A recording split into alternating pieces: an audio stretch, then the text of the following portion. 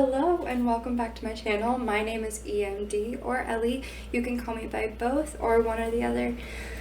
And I am a singer-songwriter. I am also a spiritual life coach, and I am a student getting my bachelor's degree in psychology and studying in a minor of health and wellness coaching. And today I am here to talk with you about trust.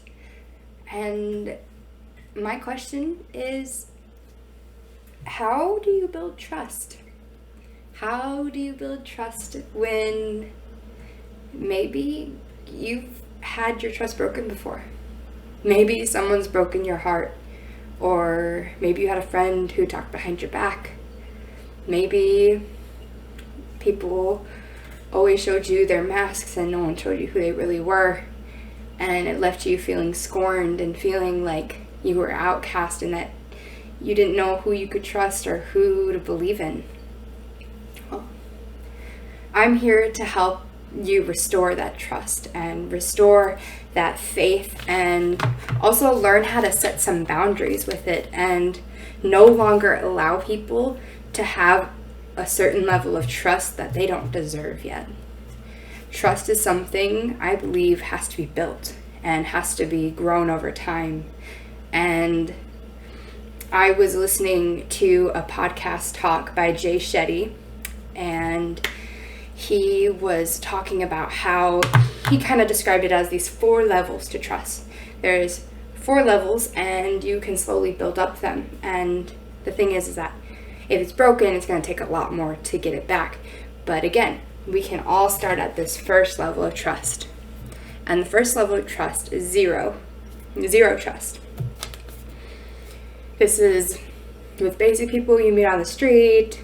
When you first meet somebody, you're not going to really expect anything from them. You're not going to expect them to give to you in any way. You're just observing what they're willing to give and who they are and what they say. And that's when we move into level 1.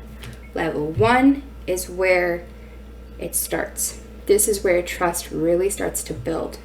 This is where your mind begins to connect the dots. It begins to see patterns, and you're maybe willing to give a little here and there. It's transactional. It's kind of like, say you are delivering food and you get tipped based on your performance. You get tipped based on a transactional currency and what that person may have experienced in the past. And so this is still a place where other forces are kind of coming in and factoring in.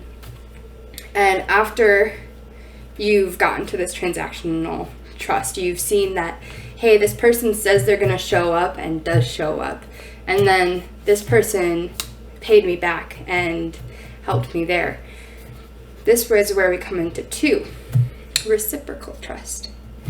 Reciprocal trust is where most of our friendships lie.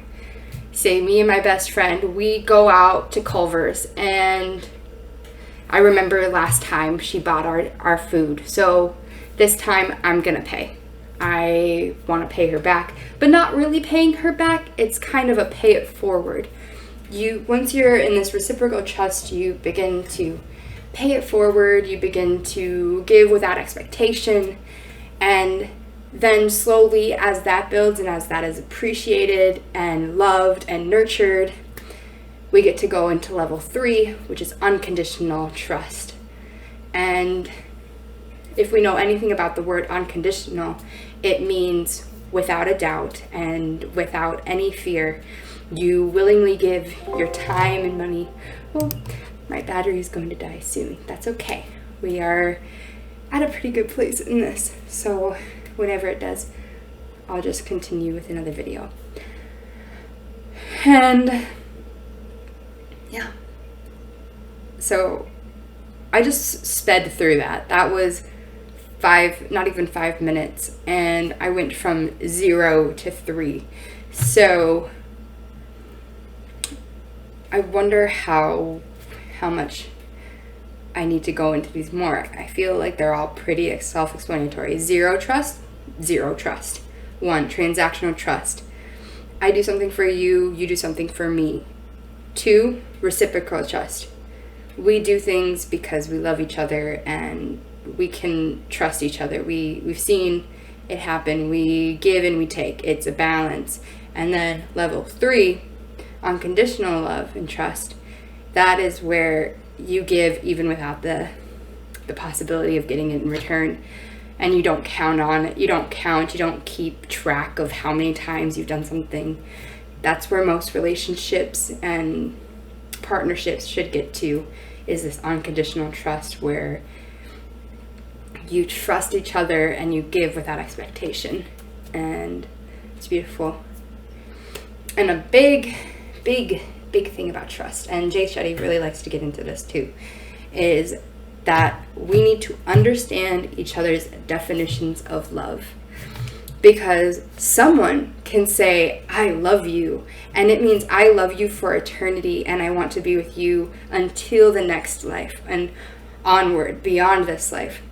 And then there's some people who are like, I love you for a year. I'll love you for a year. Some people are a little bit more transactional with their love, and it's important before you say or before you even begin to feel love for somebody, you understand at least your definition of love, if not their definition of love.